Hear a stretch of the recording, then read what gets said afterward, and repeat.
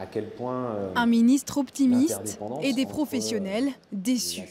Les annonces en matière d'éolien marin détaillées par François de Rugy à Brest ce matin ne seraient pas à la hauteur. Les industriels du secteur n'ont pas manqué de le signaler. Et est-ce que c'est satisfaisant et est-ce que c'est suffisant? Je dirais non, c'est pas suffisant. Seul le parc éolien au large de Saint-Nazaire sera mis en service durant le quinquennat. Mais le gouvernement promet des appels d'offres dans les prochaines années. Les grands groupes du secteur sont impatients. Nous attendons de voir en fait le rythme des appels d'offres qui n'est aujourd'hui pas public. En tout état de cause, l'objectif c'est d'avoir un cadencement suffisamment important pour pouvoir engager la filière et accroître une dynamique de compétitivité des énergies marines renouvelables en France. La France qui accuse un gros retard par rapport à ses voisins européens en matière d'éolien en mer. L'entreprise GPW a mis en service 3 parcs en Allemagne et souhaite développer la filière dans l'Hexagone.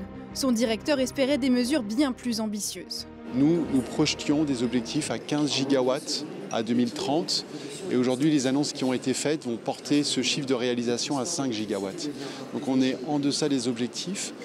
Ce 15 gigawatts, il ne sort pas du chapeau. C'est un chiffre qui a été construit par la filière qui permet d'avoir un équilibre entre les 4 piliers des énergies renouvelables que sont l'hydroélectricité, l'éolien terrestre, le photovoltaïque et l'éolien en mer.